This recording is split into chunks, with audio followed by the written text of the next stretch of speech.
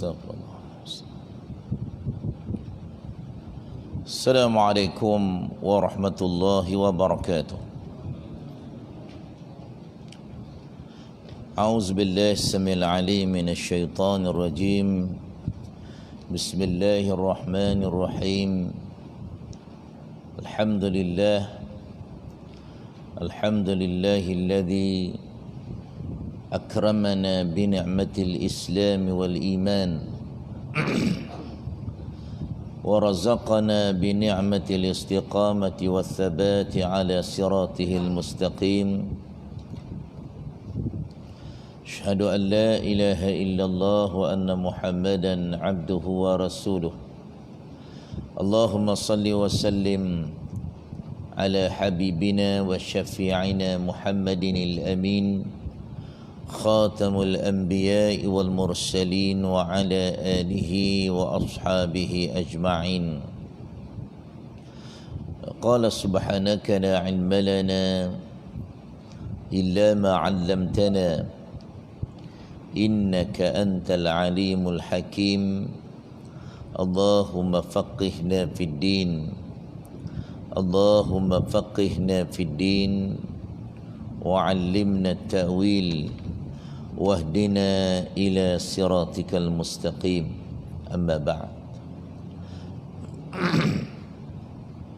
Yang simulikan Tuan Pengurusi Masjid, Timbalan Pengurusi Masjid, Tuan Imam, Tuan Bilal, seluruh ahli jawatan kuasa masjid yang ada, tuan-tuan haji, puan-puan hajjah, tuan-tuan dan puan-puan muslimin dan muslimat, para jamaah yang dirahmati Allah sekalian.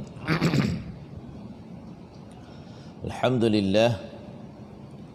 Pertama-tamanya marilah kita bersama-sama merakamkan setinggi-tinggi kesyukuran kepada Allah Subhanahu wa taala kerana kita masih lagi diberikan peluang yang amat berharga oleh Allah Subhanahu wa taala untuk terus mengecapi dan menikmati nikmat penghidupan di dalam bulan kelahiran baginda sallallahu alaihi wasallam ini. Dan pada malam ni kita dah berada pada malam yang ke-9 Rabiul Awal. Jadi kita bersyukur kepada Allah Subhanahu wa taala, peluang masih lagi dianugerahkan oleh Allah Subhanahu wa taala ke atas kita semua untuk sama-sama kita berusaha bersungguh-sungguh untuk beramal dengan sunnah Rasulullah sallallahu alaihi wasallam.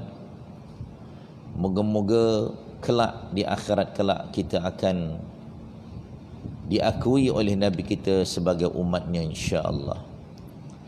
Dan alhamdulillah pada malam ini dengan hidayatut taufik yang dianugerahkan oleh Allah Subhanahu wa taala, Allah taala masih pilih kita untuk tergolong daripada golongan yang beramal dengan sunnah Rasulullah sallallahu alaihi wasallam. Kita dapat bersama-sama berada di rumah Allah dan sebentar tadi dapat menunaikan solat fardu maghrib secara berjamaah. Taqabbalallahu minna wa minkum ya karim. Moga-moga diterima oleh Allah Subhanahu wa taala.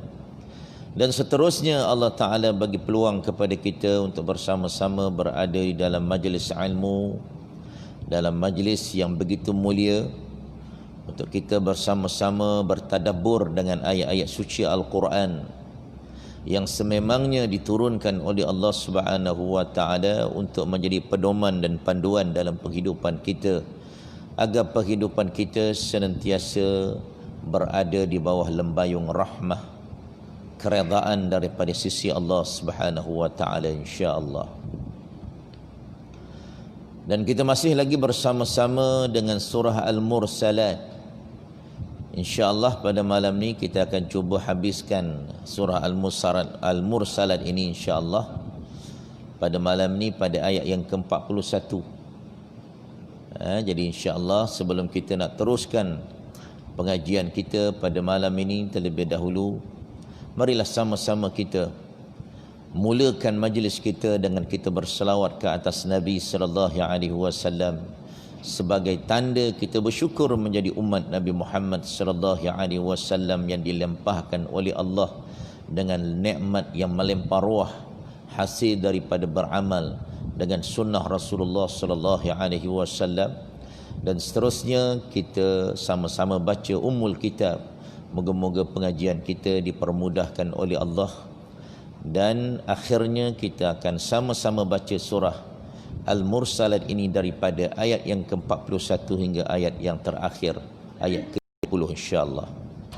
Allahumma salli ala Sayyidina Muhammad wa ala ali Sayyidina Muhammad. على سيدنا محمد وعلى آل سيدنا محمد. اللهم صل على سيدنا محمد وعلى آل سيدنا محمد. اللهم صل على سيدنا محمد وعلى آل سيدنا محمد. اللهم صل على سيدنا محمد وعلى آل سيدنا محمد. اللهم صل على سيدنا محمد وعلى آل سيدنا محمد. اللهم صل على سيدنا محمد وعلى آل سيدنا محمد. اللهم صل على سيدنا محمد وعلى آل سيدنا محمد. اللهم صل على سيدنا محمد وعلى آل سيدنا محمد. اللهم صل على سيدنا محمد وعلى آل سيدنا محمد. اللهم صل على سيدنا محمد وعلى آل سيدنا محمد. اللهم صل على سيدنا محمد وعلى آل سيدنا محمد. اللهم صل على سيدنا محمد وعلى آل سيدنا محمد. أعوذ بالله من الشيطان الرجيم. بسم الله الرحمن الرحيم. الحمد لله رب العالمين الرحمن الرحيم مالك يوم الدين. إياك نعبد وإياك نستعين. اهدنا الصراط المستقيم. صراط الذين أنعمت عليهم غير المغضوب عليهم ولا الضالين.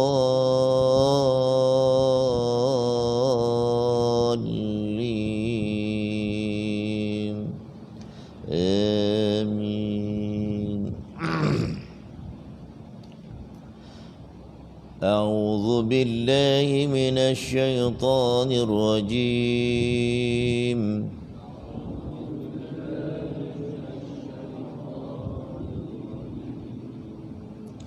إن المتقين في ظلال وعيون.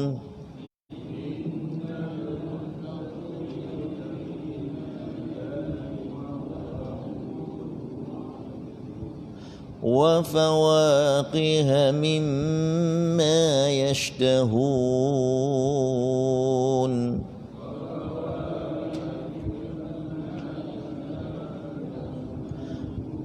كلوا واشربوا هنيئا بما كنتم تعملون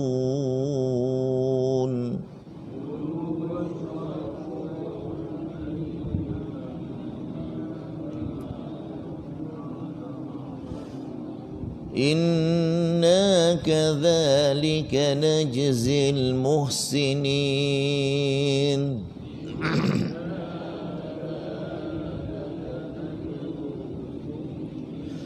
ويل يومئذ للمكذبين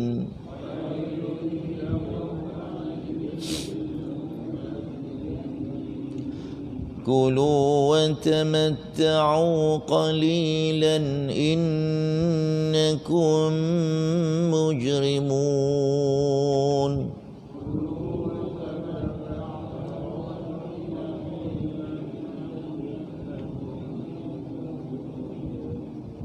ويل يومئذ للمكذبين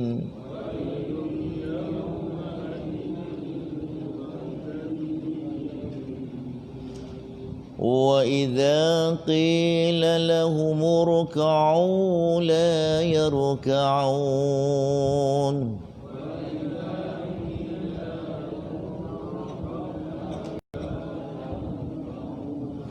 ويل يومئذ للمكذبين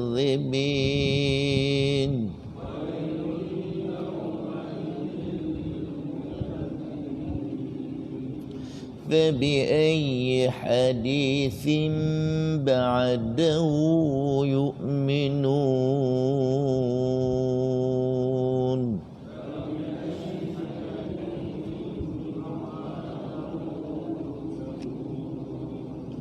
صدق الله العظيم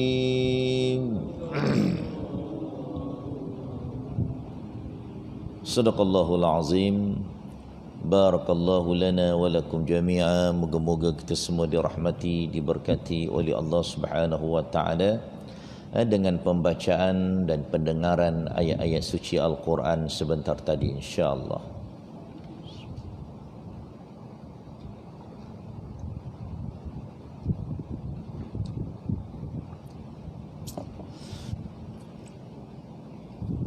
Jadi tuan-tuan dan puan-puan muslimin dan muslimat yang dirahmati Allah sekalian, pada pengajian yang lalu kita telah membicarakan bagaimana Allah Subhanahu wa taala telah memberikan ancaman dan peringatan kepada manusia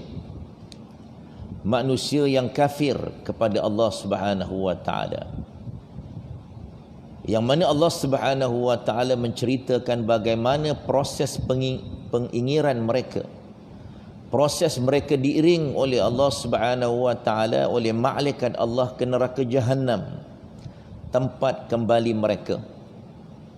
Allah Subhanahu wa taala kata, pergilah kamu mendapatkan azab yang dahulunya kamu mendustakan, kata Allah Subhanahu wa taala. Allah Ta'ala sindir dengan sindiran yang sinis. Dulu dekat dunia melawan Allah, tak nak beriman kepada Allah Subhanahu wa Ta'ala, maka Allah Ta'ala kata, pergilah kamu kepada azab yang dahulu kamu dustakan. Allah Ta'ala akan lemparkan mereka ke dalam api neraka, yang mana neraka itu melontarkan bunga api yang sebesar dan setinggi langit, seolah-olah diiring dengan iringan unta kuning, kata Allah Subhanahu wa taala. Jadi ini semua yang Allah Taala ceritakan pada pengajian yang lalu, dan Allah Subhanahu wa taala menyindir mereka kalau mereka mempunyai apa-apa perancangan tipu daya untuk menipu Allah, nak melepaskan diri daripada azab Allah Subhanahu wa taala kelak. Cubalah, kata Allah, kalau boleh, kalau mampu, nak mengelak, nak bagi alasan, nak mengelak daripada azab api neraka yang Allah Ta'ala sediakan besok. Itu di antara perkara kesimpulan yang kita pelajari pada pengajian yang lalu. Pada malam ini, pada ayat-ayat yang terakhir, sebelum kita selesaikan surah ini, Allah Subhanahu wa taala mencerita pula bagaimana keadaan orang-orang yang bertakwa. Bagaimana keadaan orang-orang yang semasa hidup di dunia sanggup melaksanakan perintah Allah, berusaha bersungguh-sungguh seikhlas mungkin untuk melaksanakan segala perkara yang disuruh oleh Allah Subhanahu wa taala, dan seupaya mungkin meninggalkan perkara-perkara yang dilarang oleh Allah Subhanahu wa taala. Mereka ini digelar sebagai orang yang bertakwa. Kata Allah, innal muttaqina fi zilali wa uyun. Allah Subhanahu wa taala mengkhabarkan tentang hamba-hambanya yang bertakwa, yang beribadah kepadanya dengan melaksanakan segala kewajipan dan meninggalkan segala larangan dan pantang larang Allah, bahawa mereka ini, kata Allah, fi zilali wa uyun, berada di dalam syurga dengan mata-mata air di dalamnya. Ini merupakan hasil daripada apa yang mereka laksanakan semasa hidup di dunia, sebagai menempelak kepada keadaan orang-orang yang sengsara, orang-orang yang tidak beriman, yang senantiasa melaksanakan dosa kepada Allah. Hidup mereka akan sengsara yang diseliputi dengan asap panas berbau busuk. Jadi ini keadaan orang-orang yang bertakwa. Moga-moga kita tergolong daripada golongan ini, dan alhamdulillah dengan hidayah atau taufik yang Allah Ta'ala anugerahkan kepada kita, tuan-tuan dan puan sekalian, Allah Ta'ala pilih kita untuk beramal, untuk menjadi orang-orang yang bertakwa. Ciri-ciri takwa ada pada kita. Datang sembahyang berjamaah pada setiap waktu, berada dalam majlis-majlis ilmu, supaya kita ada ilmu. Kita ada ilmu untuk kita membezakan mana perkara yang Allah Ta'ala larang, mana perkara yang disuruh oleh Allah Subhanahu wa ta'ala. Jadi balasannya besok, ganjarannya di akhirat kelak, akan berada di dalam syurga Allah, dalam naungan fi zilalin, dalam naungan syurga Allah yang penuh dengan kenikmatan, dan akan dapat menikmati uyun, mata-mata air daripada syurga Allah Subhanahu wa ta'ala, yang kita telah pelajari hari itu.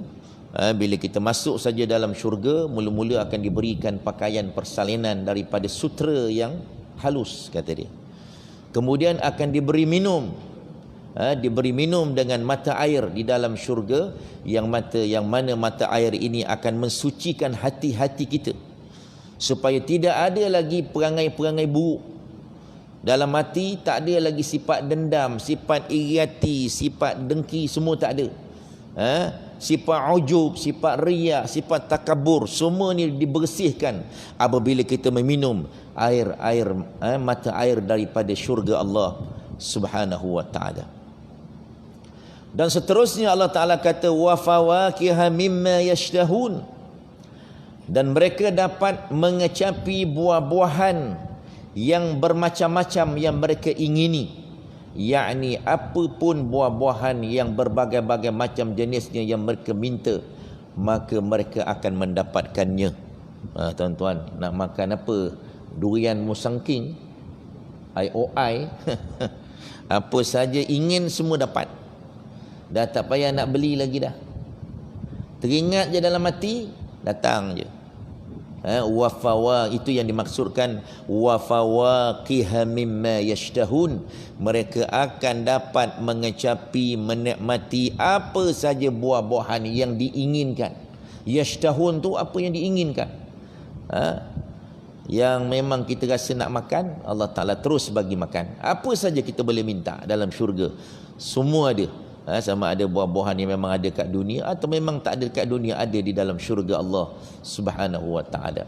Semua kita boleh dapat. Yang kita tak pernah tengok ada kat dalam syurga.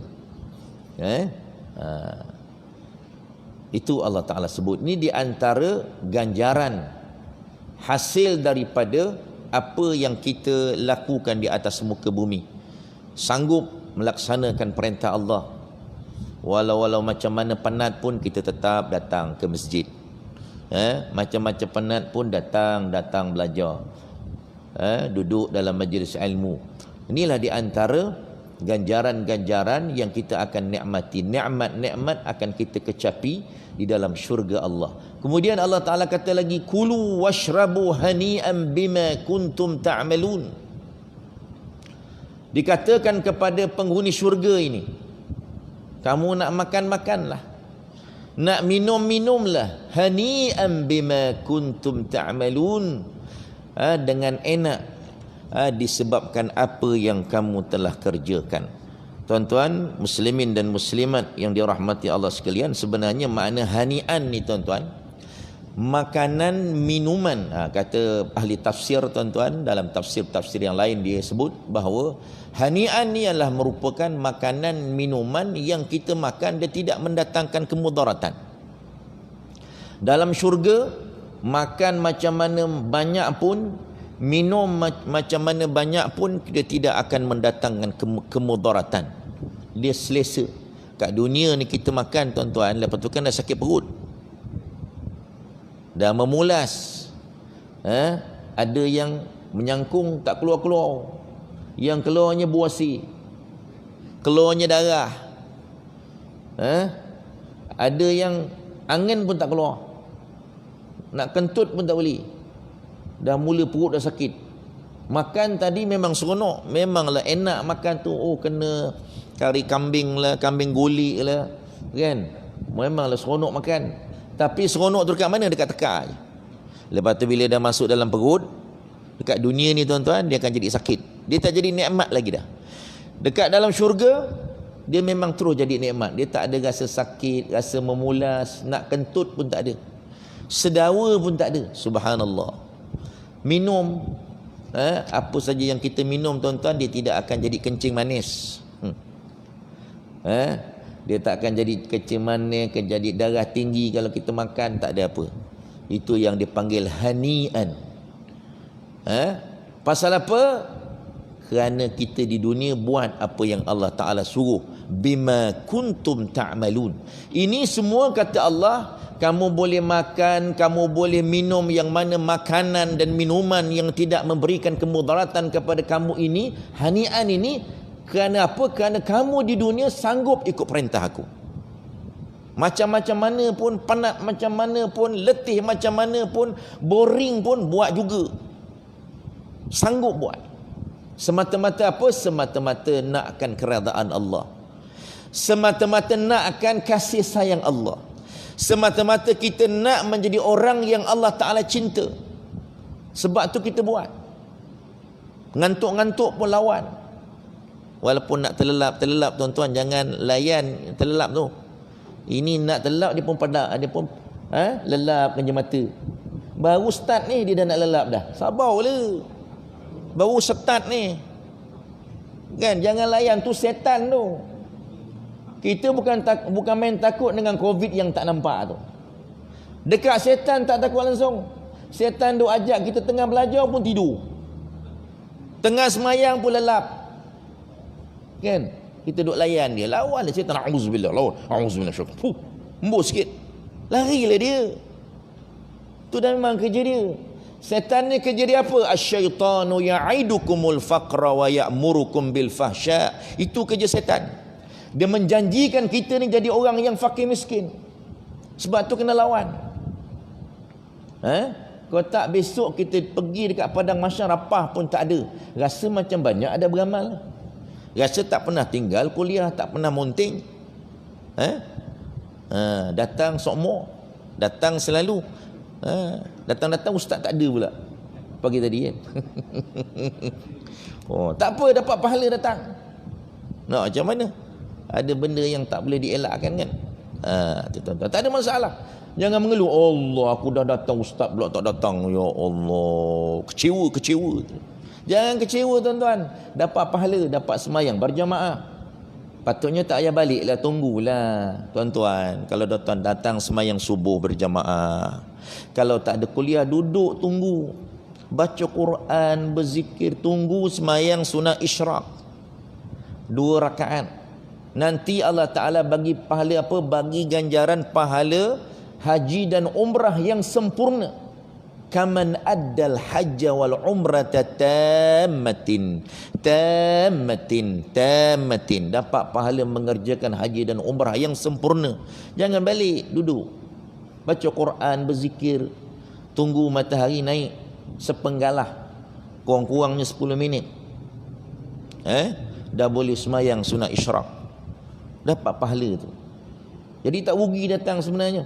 Datang semayang subuh berjamaah pun, kalau tak dapat belajar pun dapat pahala beribadat sepanjang-panjang malam, bertahajud, berqiyamul lail. Jadi tak rugi. Jangan mengeluh. Itu dia tuan-tuan. Jadi Allah Ta'ala akan bagi makan, akan bagi minum dengan makanan yang tidak memberikan kemudaratan kepada kita. Makanan ni betul-betul nikmat, bukan nikmat lepas tu jadi azab. Dekat dunia ni mula-mula nikmat, kemudian jadi azab pula, menyakitkan, menyeksakan. Itu dunia, itu dah memang sifat dunia yang sementara. Akhirat tidak, di syurga tidak, di neraka dah memang itu tempat diseksa, tempat seksaan. Pasal apa kita mendapat nikmat yang sebegitu besar itu? Kerana di dunia kita sanggup buat apa yang disuruh oleh Allah Subhanahu wa taala, lawan nafsu, lawan syaitan, lawan kawan-kawan kita yang mengajak supaya kita tinggalkan perkara yang Allah Taala suruh. Ni dia tuan-tuan. Dan Allah Taala jelaskan lagi, Allah Taala kuatkan lagi dalam ayat yang seterusnya, inna kadzalika najzil muhsinin. Sesungguhnya demikianlah kami memberi balasan, memberi ganjaran kepada orang-orang yang berbuat baik, kata Allah Subhanahu wa taala.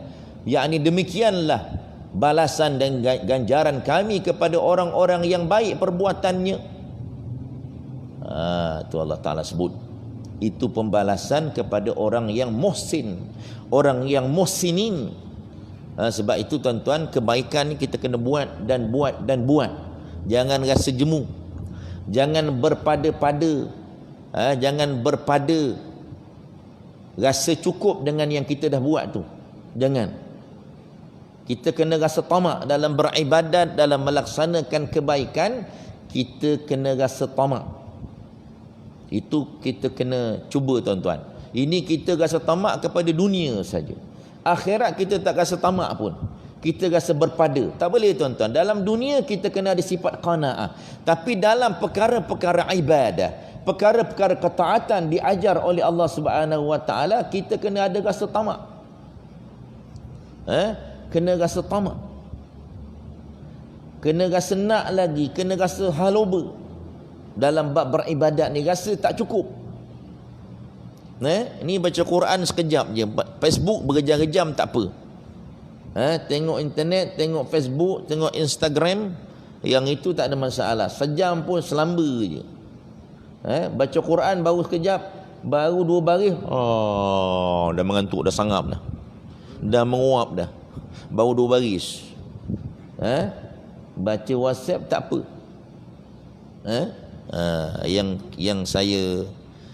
Yang kita tak berapa nak gemarnya tuan-tuan, suka baca WhatsApp, bawa handphone ni dalam masjid. Ni bahaya. Pasal apa? Kalau tak tengok tak apa. Dia jadi tangan ni gatal. Dia handset ni jahat dia apa? Jahat dia, kita lepas bagi salam je, syuk terbuka. Orang sibuk berzikir istighfar, dia duduk tengok handset. Tak menyabar-nyabar, sabar oleh sekarang dah turun masjid, dah sudah berzikir apa semua, berdoa sekarang dah sembahyang sunat kan, nak tengok-tengok le. Ini orang tengah zikir, dia sibuk tengok handset. Yang paling teruk tengah mengajau, dia tengok handset. Tu dia teruk lah. Tengah khutbah Jumaat, Allahu Akbar. Itulah dia perancangan yang sangat halus daripada Yahudi dan Nasrani tuan-tuan. Itu memang kerja dia. Sebab itu Allah Ta'ala sebut dalam Quran, walan tarda ankal yahud walan nasara hatta tattabi'a millatahum. Orang Yahudi, orang dia guna perkataan lan. Lan tu dia panggil dalam bahasa Arab nafyun litta'bid, penafian buat selama-lamanya. Orang Yahudi, Nasrani selama-lamanya dia tak akan duduk diam. Dia akan buat macam-macam perancangan. Dia menyerang kita daripada segi pemikiran. Dengan dia buatkan internet. Zaman-zaman dulu mana ada internet? Dia buatkan kita ada yang ada handset, ada handphone. Memanglah kemudahannya. Tuan-tuan, dalam handphone boleh download kitab. Boleh download. Tapi yang benda lain pun boleh download juga. Dia sediakan dua-dua sekali. Atas iman kita nak pilih yang mana. Kan? Tapi sekali-sekali nak tengok juga kata dia. Kan? Nak baca Quran pun baca dalam handset. Tak nak pegang mushaf. Rugilah kita. Tolonglah kalau nak baca Quran, bacalah dengan mushaf tu. Itu yang asalnya. Janganlah pakai handset. Handset kalau nak tengok terjemahan tak apa. Tengok terjemahan dia. Tapi kalau baca Quran, peganglah Quran ni. Pegang Quran dapat pahala, belik Quran dapat pahala, tuan-tuan. Ada wuduk pula nak pegang Quran, kena ada wuduk. Bila kita berwuduk, ambil air semayang, dosa-dosa anggota wuduk kita disucikan oleh Allah Subhanahu Wa Taala. Ini dia tuan-tuan dan perempuan. Jadi Allah Subhanahu Wa Taala tekankan kepada kita supaya kita jadi orang yang suka berbuat kebaikan. Jangan berkira-kira dengan berbuat baik kepada Allah. Allah Ta'ala, tuan-tuan, tak pernah berkira pun dengan kita. Allah Ta'ala tak pernah minta, kita tak pernah minta dengan Allah. Allah Ta'ala bagi dan bagi dan bagi dan bagi. Kita tak sempat nak kata Alhamdulillah, ada lagi. Tak sempat nak bersyukur, ada lagi dan ada lagi. Bertimpa-timpa. Allah Ta'ala tarik sikit tapi yang dia bagi banyak. Itulah dia rahmat dan kasih sayang Allah kepada hamba-hambanya. Rahmat Allah mendahului daripada kemurkaan Allah. Ini kita kena ingat. Bersyukur kita jadi hamba Allah yang beriman, yang bertakwa ni, tuan-tuan. Okey. Kemudian Allah Ta'ala sebut, wailun yawma idzil lil mukadzibin. Besarlah kecelakaannya. Kecelakaan yang besarlah pada hari itu bagi orang-orang yang mendustakan. Allah Ta'ala dalam ayat surah Al-Mursalat ni sebut 2-3 ayat, dia terus sebut besarlah celakanya. Celaka besarlah orang-orang yang mendustakan. Allah Ta'ala sebut benda-benda yang baik, dia pun kata celakalah kalau orang yang menolak perkara-perkara yang baik ini. Dia mendustakan perkara-perkara kebaikan yang Allah Ta'ala suruh buat. Mendustakan perkara-perkara yang boleh menyebabkan mereka mendapat keredaan Allah, mendapat kasih sayang daripada sisi Allah Subhanahu Wa Taala. Dalam ayat ini kita jumpa banyak Allah Ta'ala mencelakakan orang yang mendustakan perkara-perkara yang baik yang disebut oleh Allah. Termasuklah Allah Ta'ala sebut neraka menjadi tempat untuk manusia dibalas. Kita pula mendustakan neraka. Kata mana ada? Alah, tak apalah, masuk neraka kejap je nanti keluar balik. Hai sedapnya dia cakap neraka. Tak apalah sekejap je kan boleh keluar balik. Allahu Akbar. Sanggup ke nak duduk dalam neraka? Api sanggup ke? Kita sikit pun kita takut dengan api. Ini kan besar. Ini kan api neraka. Satu percikan api neraka, tuan-tuan, disebut oleh Nabi SAW, kalau jatuh ke bumi semua akan mati. Baru satu percik. Itu api neraka yang Allah Ta'ala sediakan. Yang itu yang akan membaham manusia. Okey. Jadi Allah Ta'ala sebut kecelakaan besarlah pada hari itu bagi orang-orang yang mendustakan. Kemudian Allah Ta'ala terus sebut pula golongan yang sebaliknya pula. Kulu wa tamatta'u qalilan innakum mujrimun. Dikatakan kepada orang-orang yang kafir, makanlah, wa tamatta'u, makanlah kamu, wa tamatta'u qalilan, dan bersenang lenanglah kamu di qalilan, dalam waktu yang pendek. waktu yang sedikit. Sesungguhnya kamu adalah orang-orang yang berdosa. Ungkapan ini sebenarnya Allah Ta'ala turunkan, tujukan kepada orang-orang yang mengingkari hari kiamat. Allah Ta'ala kata kepada mereka, kamu nak makan-makanlah, nak menikmati nikmat dunia, nikmatlah, bersenang-senanglah kamu, rasalah nikmat dunia yang sekejap ni. Kamu menikmati nikmat dalam keadaan kamu berbuat dosa kepada Allah, dalam keadaan kamu mengingkari perintah Allah, dalam keadaan kamu tidak menyembah Allah. Kamu ada Tuhan yang lain selain daripada Allah Subhanahu wa taala. Mujrimun ni tuan-tuan dalam bahasa Arab maknanya jenayah. Asal daripada perkataan ajrama yujrimu mujrimun. Orang yang buat jenayah dengan Allah. Jadi jenayah ni bukan kecil-kecil.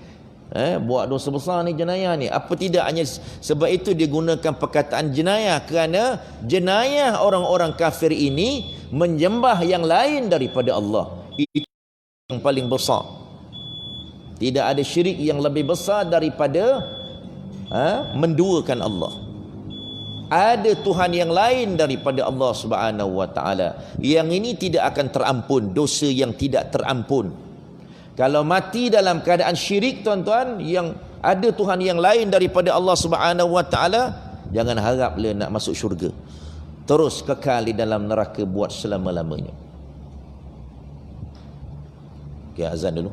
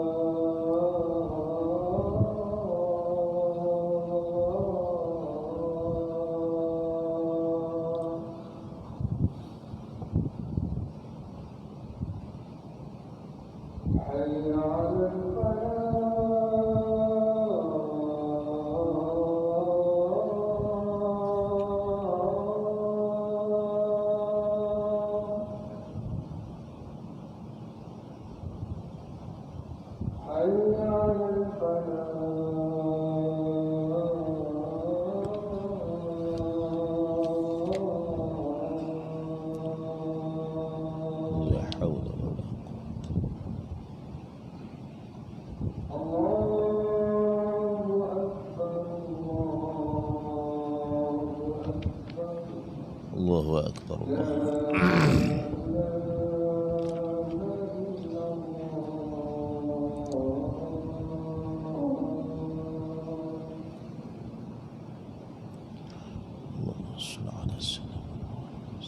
اللهم رب هذه الدعوة الصلاة القائمة بعث مقام المحمود innaka la tukhliful. Jadi tuan-tuan dan perempuan muslimin dan muslimat yang dirahmati Allah sekalian, jadi dosa yang tidak terampun ialah dosa syirik. Ni kalau kita mati dalam keadaan kita menduakan Allah, ada Tuhan yang lain daripada Allah, dosa ini memang tidak akan terampun. Mati dalam keadaan syirik ni murtad, keluar daripada Islam. Kalau orang yang mati dalam keadaan begitu, tuan-tuan, orang Islam yang mati dalam keadaan dia ada menyembah lain daripada Allah, orang ini kalau dia mati, mayatnya tidak boleh dimandikan, tidak boleh dikapankan cara Islam, tidak boleh dikebumikan di perkuburan orang Islam. Semasa dia hidup, kerajaan kena tangkap dia, dipenjarakan dia supaya dia bertaubat, supaya dia mengucap semula pasal dia telah keluar daripada Islam, pasal dia telah menduakan Allah. Yang ni dosa besar yang tidak akan terampun. Tapi kalau dosa syirik, yang tu dia panggil dosa syirik besar, tuan-tuan. Dia panggil syirik jali. Ada lagi satu dia panggil syirik khafi. Yang ini syirik khafi ni, kalau mati dalam keadaan macam tu, Allah Ta'ala tetap ampun, tetap boleh masuk syurga. Contoh apa? Contoh riak. Nabi sebut syirik khafi adalah riak. Riak ni, bila dia buat sesuatu nak menunjuk-nunjuk, bermakna dia rasa dia lebih hebat. Itu yang dia panggil syirik tu. Tapi dia tidak menduakan Allah. Sebab itu dia tak jatuh kufur. Dosanya akan terampun. Dia akan dihukum dalam api neraka, akan dikeluarkan semula. Termasuklah orang yang pergi jumpa bomo, jumpa dengan tok-tok pawang, tok-tok bomo. Yang ni juga syirik khafi dia panggil. Dia bukan menduakan Allah, tapi dia menduakan pergantungan. Dalam pada semayang hajat, semayang tahajud, pergi jumpa bomo. Lepas tu pakai tangkal pula. Itu dia panggil menduakan pergantungan. Yang ini pun dosanya akan diampun setelah dihukum. Hukum akan terampun dosa. Selesai hukuman akan dikeluarkan. Amalan-amalan kebaikan yang dibuat akan menghapuskan dosa ini. Satu lagi yang menduakan undang-undang Allah. Allah Ta'ala ada hukuman di dalam Al-Quran. Dia kata dia tak nak ambil undang-undang Allah. Kalau tak percaya, boleh jatuh murtad. Tapi kalau percaya, cuma dia tak nak buat je. Dia kata tidak ada kemampuan, kita ambil lah yang manusia punya, orang putih punya dah ada. Yang itu dia panggil syirik juga, tapi syirik khafi. Tapi Allah Ta'ala sebut di dalam Al-Quran, وَمَا كَانَ لِمُؤْمِنٍ وَلَا مُؤْمِنَةٍ إِذَا قَضَى اللَّهُ وَرَسُولُهُ أَمْرًا أَنْ يَكُونَ لَهُمُ الْخِيَرَةُ مِنْ أَمْرِهِمْ وَمَنْ يَعْصِ اللَّهَ وَرَسُولَهُ فَقَدْ ضَلَّ ضَلَالًا مُبِينًا. Tidak harus bagi seorang lelaki Islam dan seorang perempuan Islam yang beriman, apabila Allah Subhanahu wa Ta'ala telah menetapkan satu undang-undang, satu peraturan, maka ada alternatif lain, ada hukuman yang lain, undang-undang yang lain daripada apa yang telah ditetapkan oleh Allah Subhanahu wa Ta'ala. Orang ini digelar oleh Allah Subhanahu wa Ta'ala sebagai orang yang maksiat, yang menderhakai Allah. Wa may ya'sillaha wa rasulah, orang yang derhaka kepada Allah, derhaka kepada Nabi sallallahu alaihi wasallam. Dan orang ini digelar oleh Allah sebagai orang yang sesat.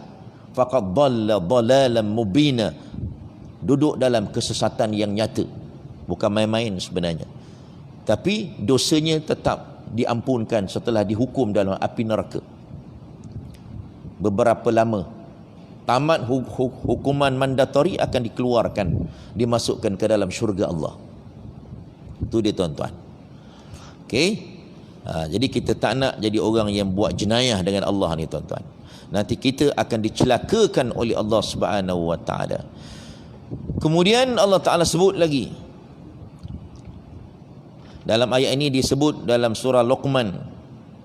Dalam kitab tafsir ini dibawa satu lagi yang Allah Ta'ala sebut dalam surah Luqman, yang seumpama ayat ini. Allah Ta'ala kata, numatti'uhum qalilan thumma natturruhum ila azabil ghaliz. Kami biarkan mereka bersenang lenang di dunia. Bersenang-senanglah, bersukaria dekat dunia yang sekejap. Kemudian kami akan paksa mereka masuk ke dalam siksaan yang keras, kata Allah Subhanahu wa taala. Azabin ghaliz. Disebut lagi dalam surah seterusnya, dalam surah Yunus, innal ladzina yaftaruna 'ala Allahil kadhiba la yuflihun mata'un fid dunya thumma ilayna marji'uhum thumma nudhiquhumul 'adzabasy syadida bima kanu yakfurun. Sesungguhnya orang-orang yang mengada-ngadakan pembohongan terhadap Allah, orang ini, kata Allah, la yuflihun, tidak akan beruntung. Mata'un fid dunya, bagi mereka kesenangan sementara di dunia.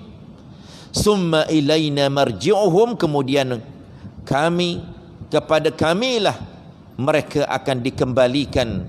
Kemudian summa nuziquhum yaumal qiyamah nuziquhumul azab syadid, kami akan rasakan kepada mereka dengan siksaan yang berat, azab syadid, bima kanu yakfurun, terhadap kekafiran mereka. Ini dia tuan-tuan.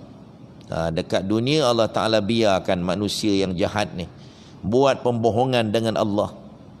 Allah Ta'ala biarkan. Allah Ta'ala biarkan. Allah Ta'ala tak nak bagi hidayah pun dekat orang ni.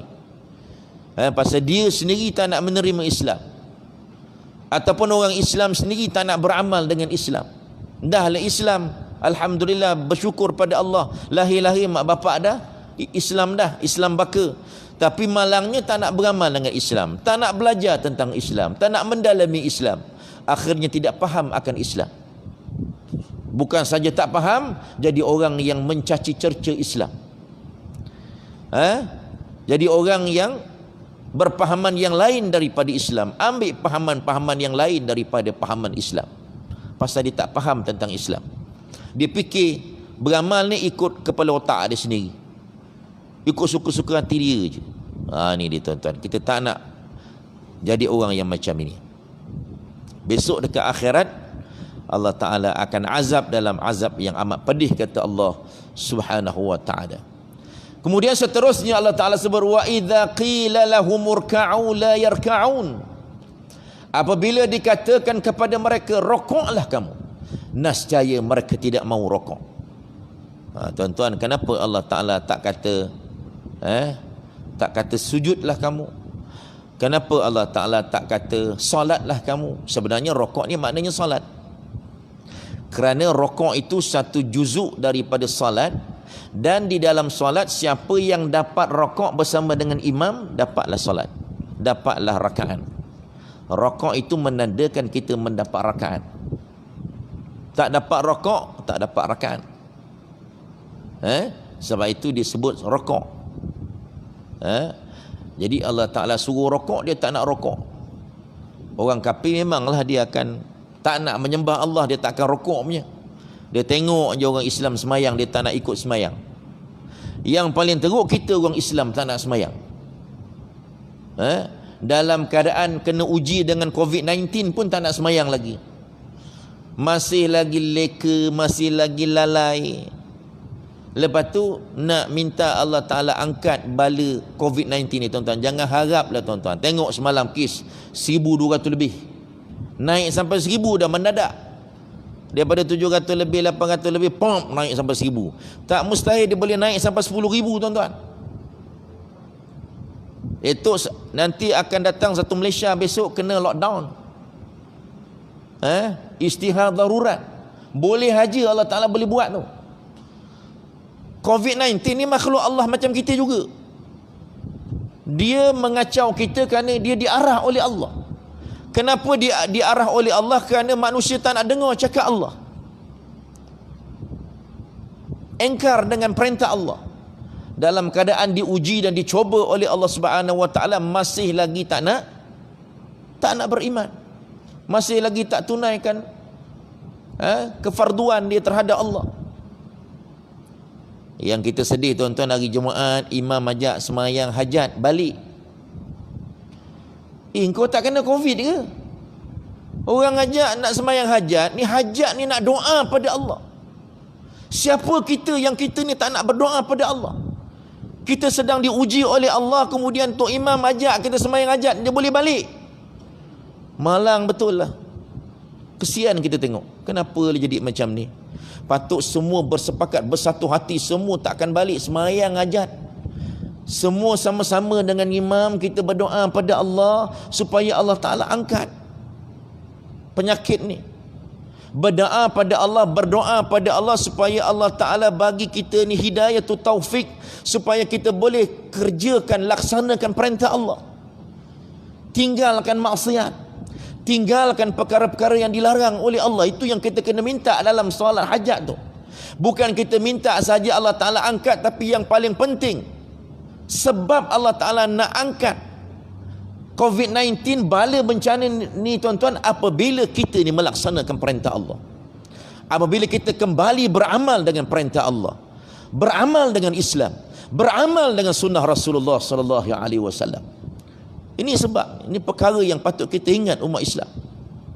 Jangan haraplah tuan-tuan kalau kita nak yang disebut oleh Perdana Menteri, kita boleh menang. Kita boleh menang tuan-tuan. Kita boleh menang dengan kita melaksanakan perintah Allah.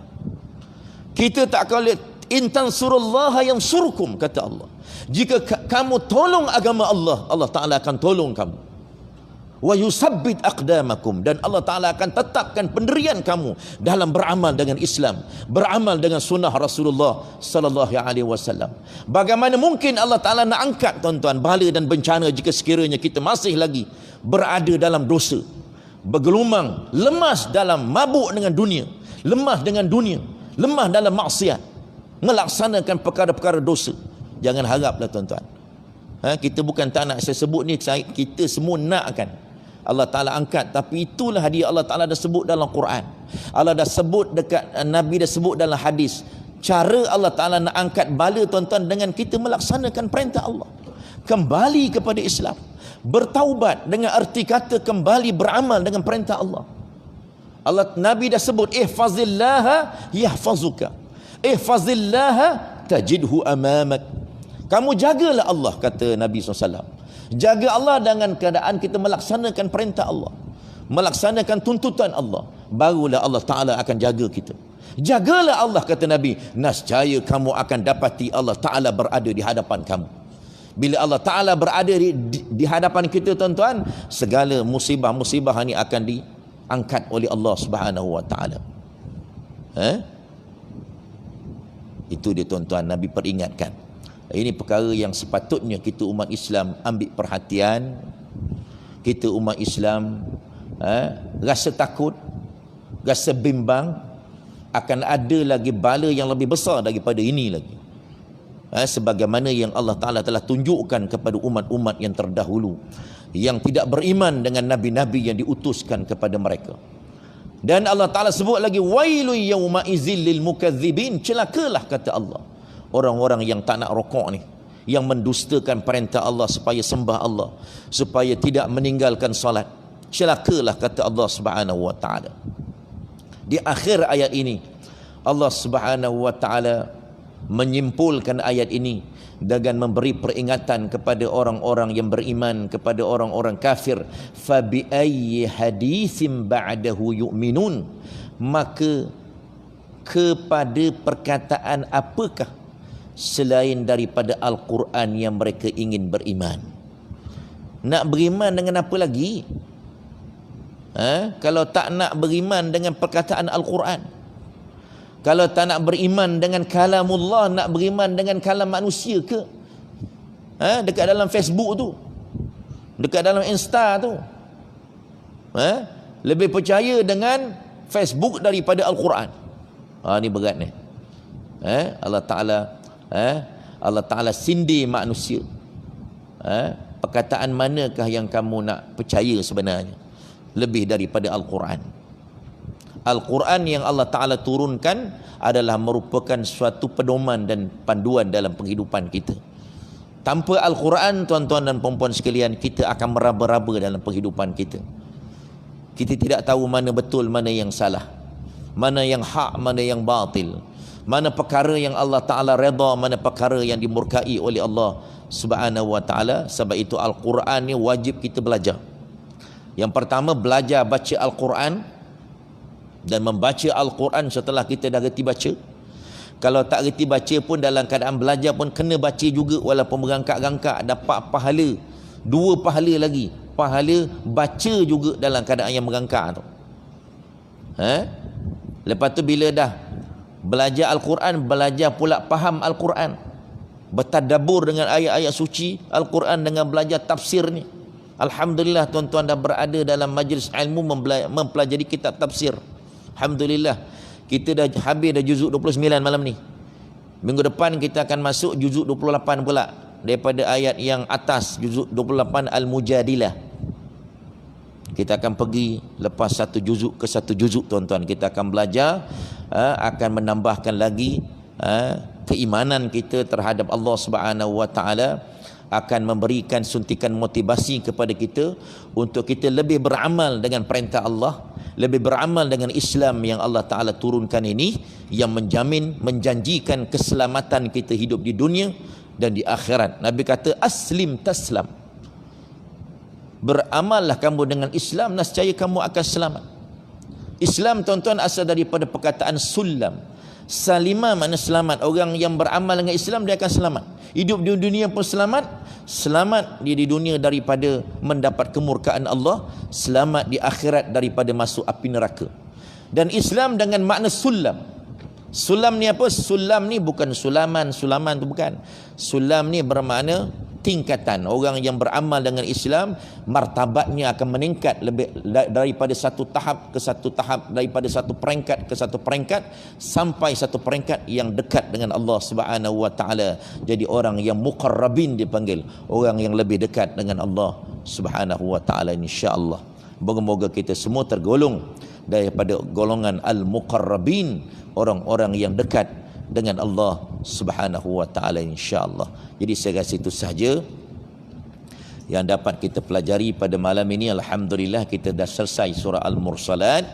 Insya-Allah pada akan datang kita akan masuk juzuk yang ke-28, surah Al-Mujadilah, insya-Allah. Jadi moga-moga kita semua dirahmati, diberkati oleh Allah Subhanahu wa Ta'ala, dan kita mohon kepada Allah Subhanahu wa Ta'ala agar kita diberikan kekuatan oleh Allah, diberikan hidayah taufik untuk beramal dengan Al-Quran, beramal dengan Islam, beramal dengan sunnah Rasulullah SAW, dan mati dalam keadaan beramal, insya-Allah. Ada soalan ke? Ada soalan tanya?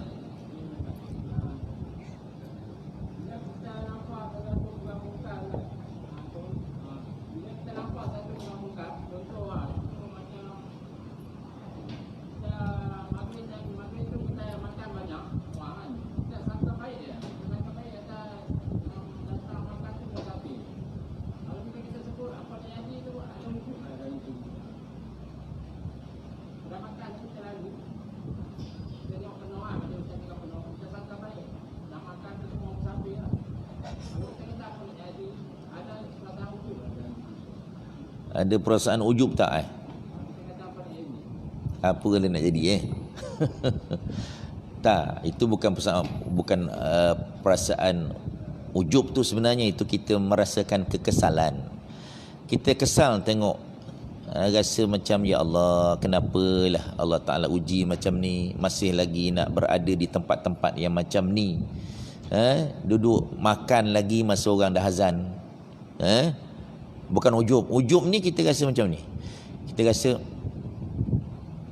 Kita rasa akulah yang paling baik. Akulah yang paling baik, aku pergi masjid. Kita tengok orang yang kita lalu dekat orang-orang yang masih lagi berbuat dosa ni tuan-tuan, kita rasa macam terkilan lah. Kenapalah macam ni lagi apabila Allah Ta'ala uji dengan dosa-dosa, dengan musibah yang sebegini masih lagi tak nak berubah. Dan tak cukup dengan macam tu tuan-tuan, kita doakan dia. Kita mungkin tak adalah sampai nak pergi tegur kan, tidak ada kekuatan tu.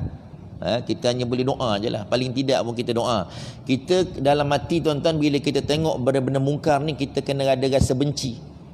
Kita bukan benci dekat batang tubuh orang tu. Tidak boleh benci kepada seseorang, tapi kita benci dengan perangai dia yang tak betul tu. Perangai yang engkar perintah Allah. Sekurang-kurangnya kata Nabi, kalau tak nak jadi tergolong pada golongan yang lemah imannya, bila tengok perkara mungkar, sekurang-kurangnya kita rasa benci dalam hati terhadap perbuatan dosa yang dibuat, dan kita berdoa kepada Allah agar dia diberi hidayah. Kalau kita ada kekuatan, berhenti, ajak pergi masjid. Berhenti ajak pergi masjid. Dah tak sempat dah, orang dah azan kan. Jadi kita hanya mampu berdoa sajalah. Doa kepada mereka. Tuan-tuan, tu sebab penguatkuasaan tu penting. Sebab itu kalau kita tengok di Saudi, bila nak azan kan semua dah tutup kedai. Tu pasal ada penguatkuasaan daripada kerajaan. Sebab itu undang-undang Islam tu penting. Undang-undang tu penting. Undang-undang ni nak mengatur manusia. Tanpa undang-undang, manusia tidak akan terdidik. Kita kan ada undang-undang. Kita pun sekarang ada undang-undang pakai mask, tak pakai mask. Ada undang-undang. Jadi undang-undang ni boleh mendisiplinkan kita. Sebab itu Allah Ta'ala ada undang-undang. Itu kerajaan tanggungjawab dia. Dia didik masyarakat waktu semayang tutup kedai. Itu yang sepatutnya. Tutup kedai, jangan buka kedai. Suruh pergi semayang, lepas tu kan lepas semayang barulah. Sekarang ni kalau kerana undang-undang tu tak ada, atas inisiatif tuan-tuan punya kedai lah. Kalau nak rezeki dia diradai oleh Allah, mendapat barakah daripada rezeki dia. Barakah ni tuan-tuan bukan kita tengok orang ramai tu, tengok orang ramai, berkat kedai ni. Tak.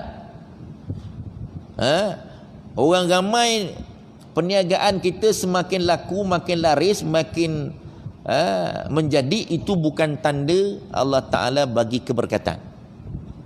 Keberkatan itu kita nak tengok adakah harta kita berkat tak berkat apabila kita mempunyai kekuatan untuk beramal, kekuatan untuk tutup kedai kita, pergi semayang.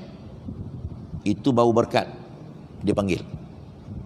Kekuatan untuk semayang berjemaah pada setiap waktu, kekuatan untuk datang belajar, kekuatan untuk melaksanakan perintah Allah, beramal dengan sunnah Rasulullah, baru hidup kita berkat. Itu baru dinamakan keberkatan. Kalau tidak tuan-tuan, makna walaupun kita duit banyak tapi tidak tak berkat. Kerana di duit yang banyak itu tidak boleh mendorong kita untuk bersyukur dengan beramal dengan perintah Allah. Akhirnya kita jadi orang yang kufur dengan perintah Allah Subhanahu wa taala. Wala in kafartum inna azabi lasyadid, kata Allah. Kalau kamu kufur, Allah Taala sediakan azab yang bersengatan pedih, kata Allah. Tapi kalau kita bersyukur, Allah Taala akan tambah lagi. Jadi tuan-tuan dan puan-puan sekalian, dia ada dua, ada orang yang sama-sama ni, A dengan B sama-sama rezeki dia, perniagaan dia sama-sama naik. Tapi yang ini, yang A ni dengan rezeki yang melempar ruah tu, dia boleh datang semayang, dia tak tinggal solat berjamaah pada setiap waktu, dia boleh beramal dengan Islam. Tapi yang ni, yang B ni tidak. Dengan duit yang banyak juga, sama banyak dengan yang tu, bahkan dia lebih banyak daripada yang A ni, dia lagi teruk, lagi jauh daripada Islam, jauh daripada beramal dengan perintah Allah Subhanahu wa taala. Wal a'yazubillah. Okey, insya-Allah itu sahaja. Yang baik itu datang daripada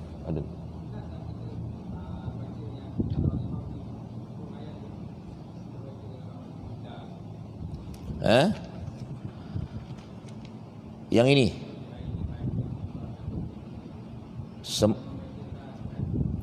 sunat tak kita baca amantu billah? Ada tak dalil-dalil yang mengatakan dibaca? Tapi memang Nabi, kalau Nabi baca apa-apa ayat pun tuan-tuan, di ujung tu Nabi ada doa. Jadi kalau di sini disebut fa bi ayyi hadisin ba'dallahi wa ayatihi, apa tu, fa bi ayyi hadisin ba'dahu yu'minun, kalau ada perkataan yu'minun tu, boleh kita nak sebut, tak ada salah pun, pasal itu yang dibuat oleh Nabi SAW. Nabi baca apa-apa ayat pun, nanti Nabi akan berdoa pada Allah, amantu billah. Boleh, tak ada masalah. Dapat pahala ikut sunnah Rasulullah sallallahu alaihi wasallam. Boleh insya-Allah, itu sahaja. Ada lagi tuan?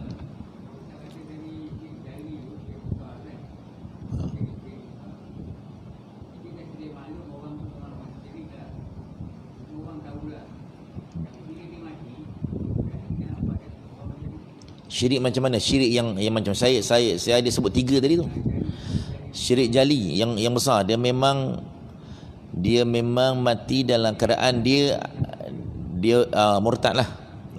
Orang yang murtad ni tuan-tuan, kalau dia memang orang Islam, tapi kerana dia murtad, kerana dia ada menyembah, kita pun sedia maklum dia ada sembahan yang lain, contohnya lah dia ada menyembah, dia tak sembah Allah, dia tak sembahyang, tapi dia ada sembahan yang lain, dia sembah patung ke, dia sembah apa ke, kita dah tahu dia ni murtad.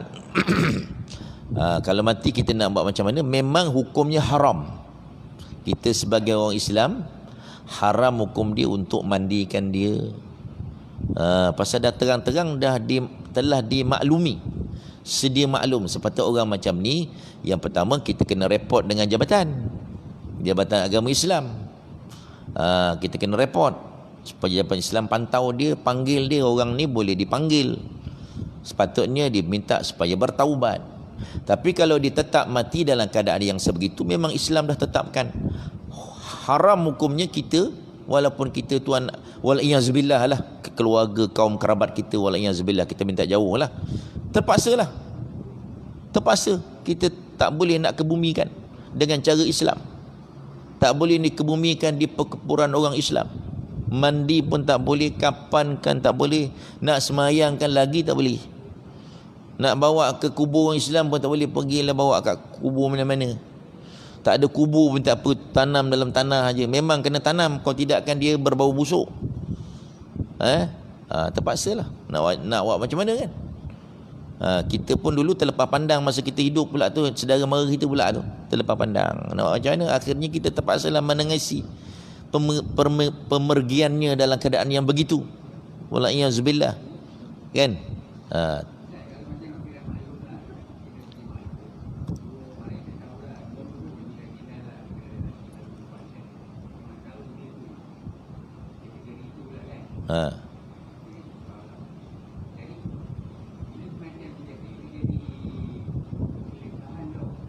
Memang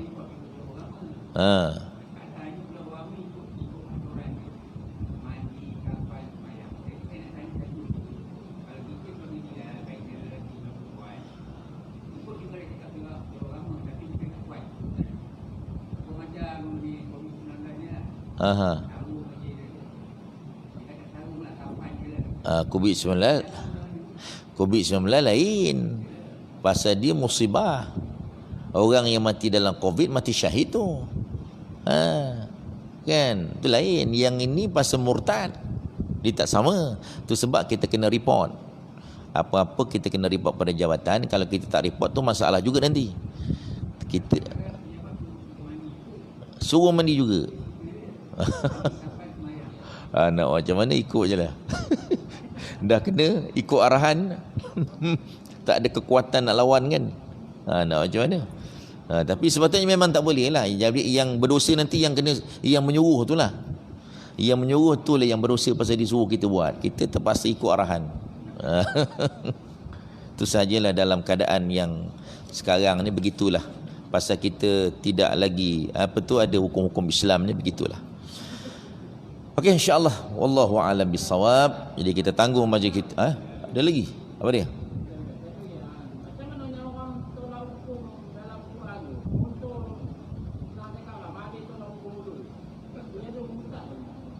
Memang terang-terang. Memang kalau kita menolak hukum Al-Quran, hukum hudud ni hukum yang ada di dalam Al-Quran. Quran ni tuan-tuan, kalau satu huruf je kita tolak, dah boleh jatuh kafir, dah boleh jatuh murtad. Bukan main-main. Jadi memang dia kalau nak ikut hukum Islam ni memang dah jatuh dah. Cuma kita sebelum dia diambil nyawa ni, pergilah suruh dia bertaubat. Suruh dia bertaubat. Tapi kita pun tak tahu, kemungkinan dia dah bertaubat. Kita punya husnuzan kita, kemungkinan dia dah bertaubat. segi hukum pasal kita tak ada undang-undang Islam. Kalau tidak dah kena tangkap, dah kena hukum. Kan? Kalau ada hukum Islam, orang yang macam ni bercakap je, tangkap terus, suruh dia bertaubat, penjara 3 hari je. Suruh dia bertaubat, tak nak, terus je. Tapi kalau tak ada ni, makna ada peluang untuk dia bertaubat. Selagi mana Allah Ta'ala belum panggil. Kan? Ada peluang untuk bertaubat, berdoalah kepada Allah, mungkin dia diberikan hidayah supaya dia boleh bertaubat dengan taubat nasuha, mengucap semula taubat nasuha, selesai masalah. Harapan macam itulah. Kan? Benda tu pun dah lama kan, dia duduk cakap dulu-dulu. Okey, wallahu a'lam bissawab. Jadi kita tangguh dengan baca surah wal asri dan tasbih kafarah. Bismillahirrahmanirrahim. Wal asri innal insana lafi khusr illa alladhina amanu wa amilus salihat wa tawasaw bil haqq wa tawasaw bis sabr. Subhanakallahumma wa bihamdika asyhadu an la ilaha illa anta astaghfiruka wa atubu ilaik. A'udzu billahi samil alim minasy syaithanir rajim. Bismillahirrahmanirrahim. Alhamdulillahi rabbil alamin. Wassalatu wassalamu ala asyrafil anbiya'i wal mursalin wa ala alihi wa sahbihi ajma'in. Ya Rabbana lakal hamdu kama yanbaghi li jalali wajhika wa azim sultanik. Allahumma anfa'na bima 'allamtana wa 'allimna ma yanfa'una wa zidna min ilmika ya rabbal alamin. Allahumma anta rabbuna farzuqna al-istiqamah. Allahumma anta rabbuna farzuqna al-istiqamah. Allahumma anta rabbuna farzuqna al-istiqamah. Allahumma khtim lana bil Islam. Allahumma khtim lana bil iman. Allahumma khtim lana bi ittiba'i sunnati nabiyyik. اللهم اختم لنا بحسن الخاتمة ولا تختم علينا بسوء الخاتمة. وصلى الله على سيدنا محمد وعلى آله وصحبه وبارك وسلم والحمد لله رب العالمين.